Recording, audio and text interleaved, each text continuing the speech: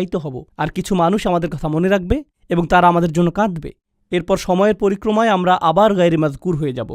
আমরা বিখ্যাত মানুষদের কথা মনে রাখি, আমরা ইসলামের ইতিহাসের বিখ্যাত আলেমদের কথা স্মরণ করি।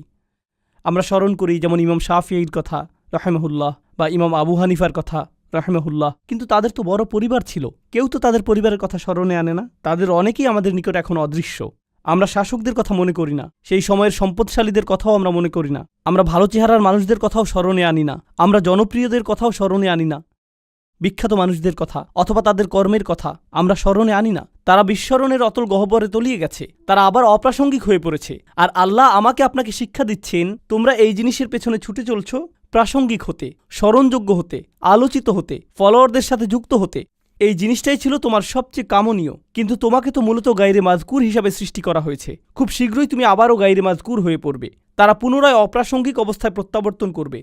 চিত্রটা খুবই নিরাশাজনক। কেউ আমার কথা মনে করবে না, কেউ আমাকে জানবে না। প্রসঙ্গত এমনকি যেসব মানুষরা আল্লাহকে বিশ্বাস করে না, তারাও স্মরণীয় হয়ে থাকার চাহিদা অনুভব করে। তাই দেখবেন বিলিয়ন বিলিয়ন ডলারের মালিকেরা, যারা কোনো কিছুতে বিশ্বাস করে না, তারা কোনো ধর্মে বিশ্বাস করে না, আর তারা মৃত্যুর সময় খুবই বৃদ্ধ, মৃত্যুর সময় তারা নিজেদের সম্পদ কোনো হাসপাতালে দান করে যায় বা কোনো দাতব্য সংস্থায় দান করে দেয়, কিন্তু সাথে একটা শর্ত আরোপ করে, বিল্ডিংয়ের গায়ে যেন আমার নাম লেখা থাকে, বা আমার একটা মূর্তি তৈরি করবে আর বিল্ডিংয়ের প্রবেশপথে ওটা রেখে দিবে। কারণ যদিও আমার অস্তিত্ব না থাকে, আমার স্মৃতি যেন বেঁচে থাকে। আমাকে তবু মাজকুর হতে হবে যদিও আমার অস্তিত্ব না থাকে। এটি এমন কিছু যা তাদের হৃদয়ের গহীনে স্থাপন করে দেয়া হয়েছে।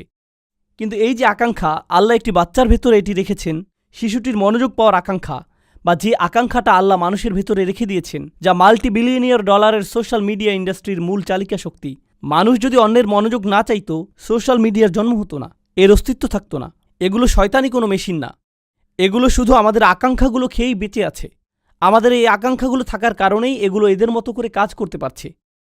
এগুলো আমাদের কার্যকলাপ খেয়েই টিকে আছে। ব্যাপারটা হলো, আল্লাহ কেন এই চাহিদাটা আমাদের ভেতরে রেখেছেন? এর উদ্দেশ্যটা কি? আমি কেন সর্বদা স্বীকৃতির অন্বেষণে থাকি? কেন এমন মনে হয়? কেন আমার ভেতরটা শূন্য মনে হয় যদি স্বীকৃতি না পাই? জানেন, আমি কিছু একটা ফিল করি। যদি মনে হয় আমার কোনো উল্লেখ নেই, কেমন যেন ফাঁকা ফাঁকা অনুভূত হয়। আর আল্লাহ নিজেই এই ব্যাপারটা বর্ণনা করেছেন পরের আয়াতগুলোতে। তিনি বলেন, ইন্না হাদাইনাহুস সাবিলা ইম্মা শাকিরা ওয়া ইম্মা কাফুরা। আমি তাকে পথ দেখিয়েছি, একটা পথ। আল্লাহ প্রতিটি মানুষের ভেতরে প্রোগ্রাম করে দিয়েছেন যে তারা এই জীবনে একটি সফরে আছে। এখন এই সফরের একটি অংশ হলো, উপলব্ধি করেন বা না করেন, আপনি সেই সফরে এমনিতে আছেন। ইন্নাকা কাদিহুন ইলা রব্বিকা কাদহান ফামুলাকিহি। প্রতিটি দিন অতিক্রান্ত হয়ে যাচ্ছে, জীবন একটি সফর। প্রতিটি মানুষ মৃত্যুর দিকে এক পা দুপা করে এগিয়ে যাচ্ছে। আমাদের প্রত্যেক দিন আগের দিনের চেয়ে মৃত্যুর আরেকটু নিকটে। সেই ভ্রমণ স্বয়ংক্রিয়ভাবে এগিয়ে চলছে। এখানে আমার আপনার কোনো নিয়ন্ত্রণ নেই। আল্লাহ ইতোমধ্যে এটা ঠিক করে দিয়েছেন। কিন্তু এছাড়াও রয়েছে আরেকটি সফর, আমার জীবনের সফর নয়, বরং আমার হৃদয়ের ভেতরের এবং আমার মস্তিষ্কের ভেতরের সফর। আল্লাহ চান আমরা যেন আল্লাহর দিকে প্রত্যাবর্তন করার একটা সফর করি। আমরা আল্লাহর কাছ থেকে এসেছি, আমরা আল্লাহর জন্য। আর আল্লাহ চান আমরা যেন ইচ্ছে করেই আল্লাহর পথের দিকে ফেরার একটা সংকল্প করি, আমাদের মাথায়, আমাদের অন্তরে। কিন্তু আমাদের মন অন্য কারো কাছ থেকে স্বীকৃতি পাওয়ার নেশায় বুঁদ হয়ে আছে। এটা অন্য মানুষদের কাছে গ্রহণযোগ্যতা পেতে চায়। কিন্তু আল্লাহ চান আমাদের হৃদয় এবং মস্তিষ্ক যেন সবার আগে আল্লাহর কাছে স্বীকৃতি খোঁজে, আল্লাহর কাছে স্বীকৃতি খোঁজে। আমার রব কি আমার প্রতি খুশি? আমার রব কি আমার ভালো কাজটির দিকে তাকিয়ে খুশি হয়েছেন? আমার এই সেবা দেখে কি আমার রব খুশি হয়েছেন? আমি কি আমার জীবন এমনভাবে অতিবাহিত করেছি যে একদিন যখন এই ভ্রমণের সমাপ্তি হবে, তখন তার সাথে আমার সাক্ষাতের সুযোগ হবে? তিনি বলেন, ইম্মা শাকিরান। আল্লাহ মানুষকে এই সফরে এগিয়ে যাওয়ার সামর্থ্য দিয়ে সৃষ্টি করেছেন। আপনি আমাদের প্রত্যেকের জন্য রয়েছে দুইটি পছন্দের বিষয়। হয় আমরা কৃতজ্ঞ, অথবা আমরা চরম অকৃতজ্ঞ। ইম্মা শাকিরান ওয়া ইম্মা কাফুরা। চলুন সাধারণ ভাষায় কৃতজ্ঞতার অর্থ বোঝার চেষ্টা করি কিছুটা। যদি আমি আমার ছেলেকে একটি বাইসাইকেল কিনে দেই, আর সে বলল, থ্যাংক ইউ, ধন্যবাদ বাবা। আমি তাকে বাইসাইকেল কিনে দিলাম, কিন্তু সে জীবনেও এটাতে চড়েনি। সে বাড়ির এক পাশে এটি ফেলে রাখল, কাপড় দিয়ে মুড়িয়ে রাখল। এখন ওই থ্যাংক ইউর কোনো অর্থ নেই। কেন? কারণ সে যদি সাইকেলটি প্রতিদিন চালাতো, পরিষ্কার করত, প্রতিদিনের যত্ন নিত, তখন আমি বলতাম আমার ছেলে সাইকেলের জন্য কৃতজ্ঞ। কিন্তু সে যদি কখনো এটি ব্যবহার না করে ফেলে রাখে, সে যতই সাইকেলের জন্য ধন্যবাদ দিক না কেন, এটা কোনো ব্যাপার না। সাইকেলটা যে পড়ে থেকে ধুলাবালি সংগ্রহ করছে, তাই তার কথাগুলো ফাঁকা বুলি ছাড়া আর কিছুই না। এর নাম কৃতজ্ঞতা নয়। সহজে বোঝা গেল তো? যখন আল্লাহ আমাকে হেদায়েত দিয়েছেন, আল্লাহ আমাকে এই জীবনের একটি লক্ষ্য দিয়েছেন, আর আল্লাহ বলছেন, তুমি কি এই হেদায়েতের জন্য কৃতজ্ঞ হবে? আমি কি সেই হেদায়েতের জন্য কৃতজ্ঞ হব নাকি হব না? তার মানে আল্লাহ আমাকে যা দিয়েছেন, যদি আমি তা ব্যবহার না করি, যদি আমি তা জীবন চলার পথে কাজে না লাগাই, তখন আমি যত খুশি আলহামদুলিল্লাহ বলতে পারি, এটা অর্থহীন।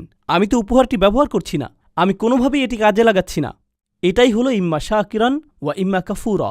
অসাধারণ সুন্দর একটা ব্যাপার আছে, যেদিকে আমি আলোচনার মোড় ঘুরিয়ে নিতে চাই। জানেন, এই একই সূরাতে, সূরাতুল ইনসানে পরের দিকে একেবারে সমাপ্তিতে আল্লাহ বর্ণনা করছেন, না বরং শেষের অংশে আল্লাহ জান্নাতি মানুষদের বর্ণনা দিয়েছেন। আল্লাহুম্মা আদখিলনা ফি জান্নাতিক। দোয়া করছি আল্লাহ যেন আমাদের তার জান্নাতে প্রবেশ করান। আমরা যখন আল্লাহর জান্নাতে প্রবেশ করব, পরিশেষে এমন একটা সময় আসবে, আল্লাহ যার বর্ণনা দিয়েছেন এভাবে, তার প্রতি বিশ্বাসীদের পোশাক পরানো হবে বিশেষ ধরনের, হুল্লু আসাউইরা মিন ফিদ্দাহ, তাই না? তিনি বলছেন, আলিয়াহুম সিয়াবু সুন্দুসিন খুদরুম ওয়া ইস্তাবরাক ওয়া হুল্লু আসাউইরা মিন ফিদ্দাহ। তাদেরকে বিভিন্ন ধরনের সিল্কের তৈরি পোশাক পরানো হচ্ছে, হাতে বিশেষ ধরনের ব্রেসলেট পরানো হচ্ছে। মনে করতে পারেন রোলেক্স ঘড়ির মতো কিছু, বিশেষ ব্র্যান্ডের ঘড়ি পরানো হচ্ছে, হাতে ব্রেসলেট পরানো হচ্ছে, সুন্দর জামা পরানো হচ্ছে। কেন তাদের স্পেশাল পোশাক পরানো হচ্ছে?